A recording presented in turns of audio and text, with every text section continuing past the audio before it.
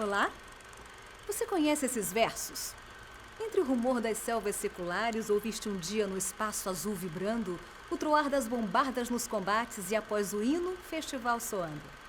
Pois é, essa é uma das estrofes do hino do Maranhão, um legado do imortal Barbosa de Godóis, que ocupou a cadeira número 1 da Academia Maranhense de Letras.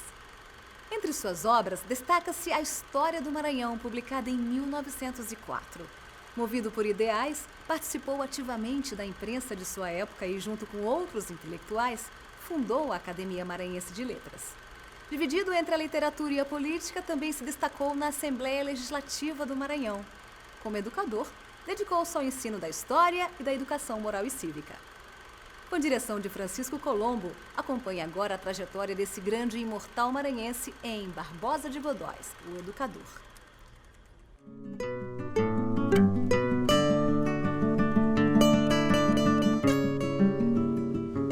Antônio Batista Barbosa de Godóis nasce em São Luís a 10 de novembro de 1860 e morre no Rio de Janeiro a 4 de setembro de 1923. Bacharel em Direito pela Faculdade do Recife em 1884, volta à sua terra natal e torna-se procurador da Justiça Federal. Mas é na área de pedagogia que realiza a parte mais importante de sua obra.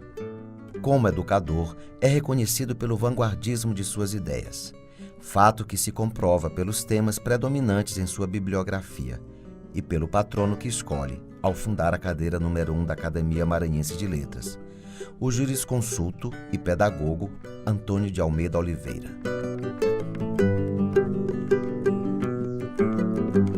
Barbosa de Godóis tomou como patrono a grande figura do maranhense que foi Antônio de Almeida Oliveira. Antônio de Almeida Oliveira viveu apenas 44 anos de idade, mas eu o tomo como uma espécie de Darcy Ribeiro do século XIX maranhense. Foi aluno, como Barbosa de Godóis também foi, da Faculdade de Direito do Recife, veio para o Maranhão, trabalhou na sua área específica, mas teve a oportunidade de servir ao Império, sendo republicano convicto, como governador da província de Santa Catarina e, por curto período, como ministro do Império, ministro da Marinha do Império.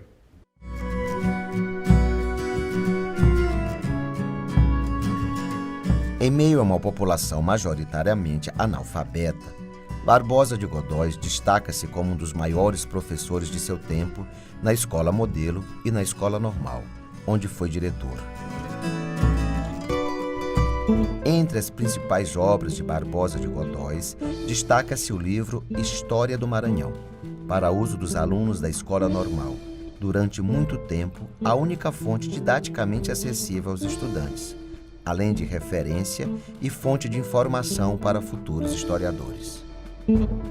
Publicado em 2 volumes, História do Maranhão reúne aulas que Barbosa de Godóis ministrou na Escola Normal a partir de 1899. A obra foi reeditada num único volume em 2008, enriquecida com 23 ilustrações do álbum Maranhão Ilustrado, de 1899.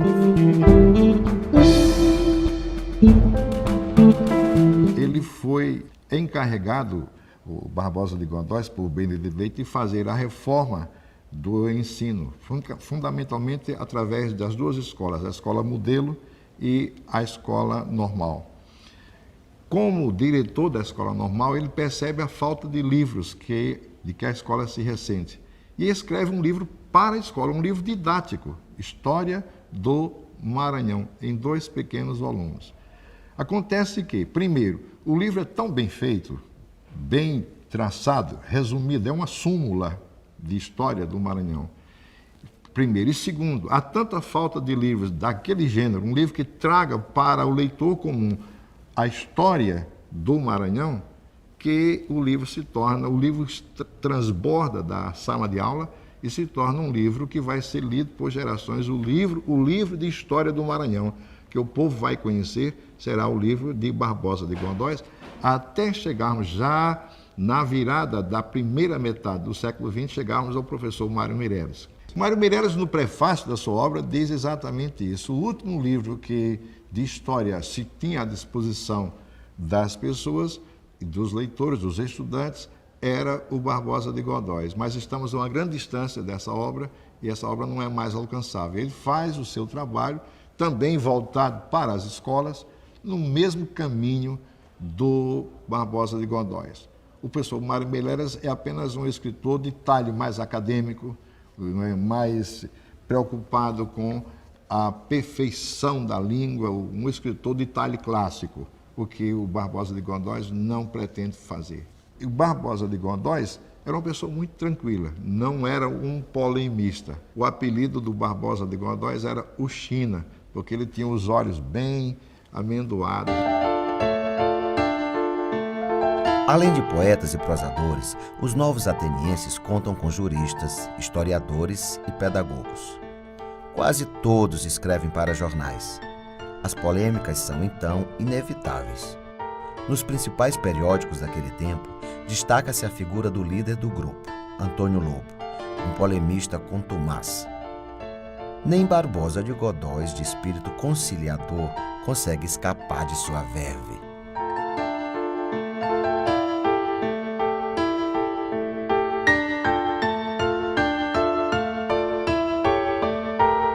Apesar de não ter uma obra literária em prosa e poesia, Barbosa de Godóis tornou-se muito conhecido pela letra que escreveu para o hino oficial do Maranhão, cuja melodia foi composta pelo maestro Antônio Raiol. O texto tem o mesmo espírito da República que acabara de ser proclamada, com seus ideais de democracia e progresso. Sua música tem uma influência, né, desse período, própria desse período. Ele teve contato com Carlos Gomes e já apresenta essa composição, o hino, mas que tem, pode dizer assim, que tem uma afinidade com a Marselhesa e acredito que com os ideais de liberdade, né? E daí surge essa parceria, a letra de Antônio Barbosa de Godóis. Havia um interesse de escrever para uma elite cultural, que a gente pode, historicamente, a gente considera como assim, o grupo de artistas intelectuais que provavelmente deu esse nome, né, da Atenas brasileira. O hino maranhense, da autoria do Barbosa de Godóis, faz com que ele se torne duas vezes imortal. Uma imortalidade da academia, ele vai ser sempre lembrado, e depois o hino maranhense. É evidente que nesse trabalho estava o pedagogo, aquele que percebia que o Maranhão precisava de um hino e ofereceu a letra para este hino. Também está claro que o fato de ele ter deixado o Maranhão e ter ido para o Rio de Janeiro contribuiria para que ele se tornasse menos lembrado do que ele poderia ter sido se tivesse ficado aqui. Os hinos, em todos os tempos, desde Píndaro, na antiga Grécia, celebrando as Olimpíadas, são textos sagrados. Eu às vezes, fico até rindo comigo mesmo quando as pessoas pedem que nós coloquemos hinos à pátria como a gente faz hinos para o clube de futebol. Não é a mesma coisa.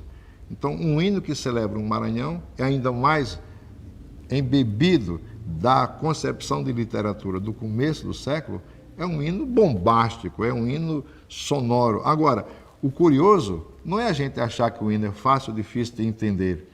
Eu acho interessante a gente perceber qual é a estética que está por trás daquilo ali e como aquele responde perfeitamente, e ainda hoje, a seu objetivo.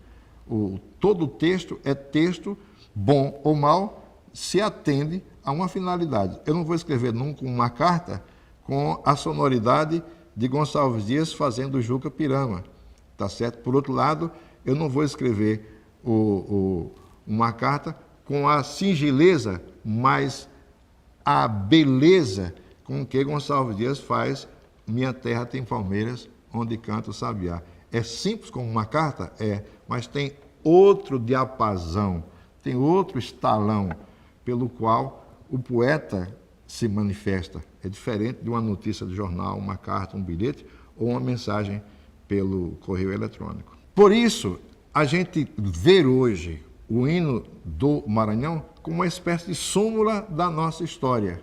Você vê que no hino do Maranhão está exaltado o Maranhão, os maranhenses e o autor, que por acaso, não por acaso, era um autor de história, o autor que tem o cuidado de apontar no hino os grandes feitos de nossa história.